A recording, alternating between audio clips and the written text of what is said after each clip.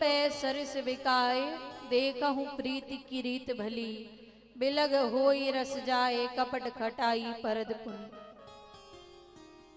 पानी में थोड़ा सा दूध मिला दो तो पानी भी दूध के भाव बिकेगा, परंतु यदि उसी में नींबू निचोड़ दो तो सब अलग हो जाएगा।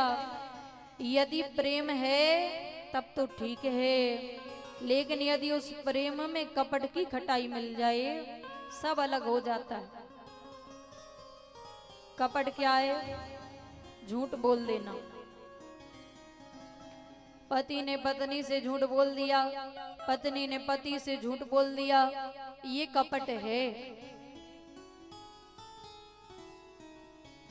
और याद रखना, जहां विश्वास ना हो वहां घर भगवान शिव का ही क्यों ना हो वो टूट जाया करता है। आज भोले बाबा का घर टूट गया, सती मैया का त्याग कर दिया।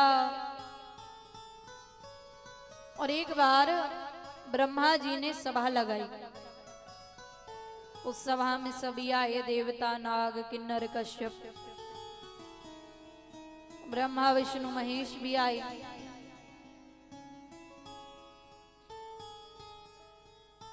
तो जब कोई बड़ा आता है तो उसके सम्मान में सब खड़े हो जाते हैं। सती मैया के पिता दक्ष प्रजापति जब आए, उसके सम्मान में, उनके सम्मान में सब खड़े हो गए, केवल ब्रह्मा, विष्णु और महेश खड़े नहीं भये। दक्ष ने देखा ब्रह्मा जी खड़े नहीं हुए, कोई बात नहीं, सृष्टि के रचयिता हैं, सृष्टि की रचना की है। विष्णु जी खड़े नहीं भये, कोई बात नहीं, जगत के पालनहारे हैं। लेकिन शंकर खड़ा नहीं हुआ, ये तो मेरा दामाद है, इसे तो खड़ा होना था। भरी सभा में भोले बाबा का इतना अपमान कर दिया, लेकिन भोले बाबा कुछ नहीं बोले, चुपचाप चले गए। और उसी अपमान के बदले में दक्ष प्रजापति ने हरिद्वार के कनखल में एक यज्ञ की रचना की, सबको बुलाया, बस भोले बाबा और सती मैया को नहीं बुलाया। लोगों की आदत है, किसी को पता चल जाए फलाने को बुलाया नहीं गया, उसी के सामने से निकल के जाएंगे कि इसको लुभा सके। देवताओं को पता है, देवियों को पता है कि इनको नहीं बुलाया गया, लेकिन घर के कैलाश पर्वत से निकल के जा रहे हैं। सती मैया ने देखा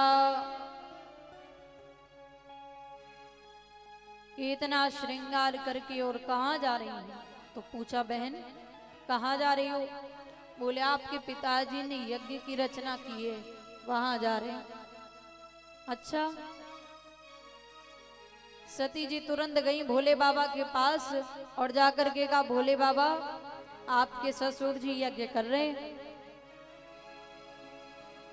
हम नहीं चलेंगे। भोले बाबा ने कहा, देवी बुलाया नहीं गया। तो कहा कि माता पिता के घर, गुरु के घर बिना बुलाए जाना चाहिए, निमंत्रण की प्रतीक्षा नहीं करनी चाहिए। भोले बाबा ने कहा बिना बुलाए जाना चाहिए, लेकिन तब जब बुलाने वाले के मन में प्रेम हो। आपके पिता के मन में मेरे लिए कोई प्रेम नहीं है। तब सारी बात बताई कि दक्ष प्रजापति ब्रह्म सभा में एक दिन रुष्ट हुए यूं हमसे, अब तक दुर्व्यवहार करे यूं बैर हो जैसे जन्म जन्म से। कि हम समाधि में थे, हम खड़े नहीं हो पाए, आपके पिता को लगा कि मेरा अपमान कर दिया, इसी अपमान के बदले में इस यज्ञ की रचना हुई।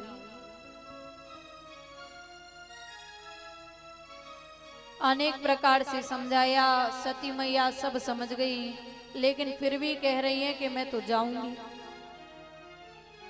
और जब नहीं मानी तो भोले बाबा ने नंदी महाराज को बुलाया, अनेक प्रकार से सामग्रियां भेजी साथ में, और सती मैया गई। दक्ष ने कह करके रखा था, आएगी बात करना तो दूर, कोई नजर उठा के देखेगा भी नहीं। सती मैया जब गई तो किसी ने सती मैया को देखा तक नहीं। तो भगनी मिली अधिक मुस्काई, सती मैया की जो बहनें हैं वो अधिक मुस्कुरा रही हैं। मुस्कुराना अच्छी बात है, लेकिन अधिक मुस्कुराना अच्छी बात नहीं है। आप मुस्कुरा रहे हैं अच्छी बात है, लेकिन ज्यादा मुस्कुरा रहे हैं इसका अर्थ है सामने वाले का मजाक उड़ा रहे हैं, उपहास कर रहे हैं। सती मैया की बहनें अधिक मुस्कुरा रही थी। क्यों? बिना बुलाई आई, ऐसे बुलाया नहीं गया। लेकिन सती मैया ने ध्यान नहीं दिया। कोई मिलता ना मिलता, माँ तो करुणा की मूर्ति होती है। सती मैया की माँ गई और जाकर के हृदय से लगा लिया। सती मैया ने कहा मुझे यज्ञ मंडप की परिक्रमा लगानी है, लेकिन मना किया, नहीं मानी। और जब यज्ञ मंडप की परिक्रमा लगाई, देखा सबका भाग है, केवल भोले बाबा का भाग नहीं। तब तो इतना क्रोध आया सती मैया को कि सती मैया ने उस सभा में जितने भी लोग बैठे थे सबसे कह दिया, सुनऊ सभासद सकल मुनिंदा, सुनऊ सभासद सकल मुनिंदा, कही सुनी जिन शंकर निंदा, कही सुनी जिन शंकर निंदा, सो फल तुरत लहब सब काहू, सो फल तुरत लहब सब काहू, भली भांति पछताव पिताहू, भली भांति पछताव पिताहू, पिता मंद मति निंदत तेहि, पिता मंद मति निंदत तेहि, दक्ष शुक्र संभव यह देहि, दक्ष शुक्र संभव यह देहि, दक्ष शुक्र संभव यह देहि, दक्ष शुक्र संभव यह देहि, जगत आत्मा महेश पुरारी, जगत आत्मा महेश मुरारी, जनक जनक सबके हितकारी, जगत जनक सबके हितकारी, जनक जनक सबके हितकारी, जगत जनक सबके हितकारी, अस कहि जोग अगन तनु जारा, अस कहि जोग अगन तनु जारा, भयउ सकल मत हाहाकारा, भयउ सकल मत हाहाकारा, भयउ सकल मत हाहाकारा, भयउ सकल मत हाहाकारा, सुनऊ सभासद सकल मुनिंदा, कही सुनी जन शंकर निंदा।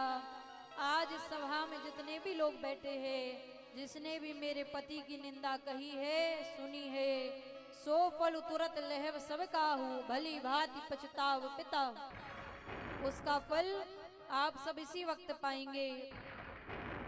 यदि कोई व्यक्ति किसी की निंदा कर रहा है तो हमारा कर्तव्य ये बनता है, यदि हमारे अंदर हिम्मत है तो उसकी जिह्वा काट दो, और जिह्वा नहीं काट सकते तो अपने कान बंद कर लो, पर निंदा को मत सुनो। और यहाँ किसी साधारण व्यक्ति की नहीं, जगत आत्मा महेश पुरारी, जगत के पिता भोले बाबा की निंदा हुई और आप सब बैठ कर के यहाँ सुन रहे थे। उसका फल आप सब इसी वक्त पाएंगे। अस कहीं जोग अगन तनु जारा, भयउ सकल मक हाहाकारा। सती मैया ने उसी यज्ञ मंडप में अपने आप को जलाकर भस्म कर दिया। जब भस्म किया, भोले बाबा तक खबर गई। भोले बाबा व्याकुल भी हैं, क्रोध भी आ रहा है। वीरभद्र को भेजा और कहा जाओ सबसे पहले जाकर के उस दक्ष के अहंकार को नष्ट करो। वीरभद्र आए, आकर के पहले तो यज्ञ मंडप को विध्वंस किया और फिर दक्ष के सिर को पकड़ा, मरोड़ा, तोड़ा और उसी यज्ञ मंडप में स्वाहा कर दी। यज्ञ मंडप में स्वाहा किया। अब यजमान नहीं रहे, अब यज्ञ पूर्ण कैसे होगा? तो मुनि लोग दौड़ते हुए भोले बाबा के पास गए कि भोले बाबा यजमान नहीं रहे, अब यज्ञ कैसे होगा। तब भोले बाबा ने सबकी प्रार्थना सुन के दक्ष के सिर पे बकरे का सिर लगाया, पुनः जीवन दान दिया।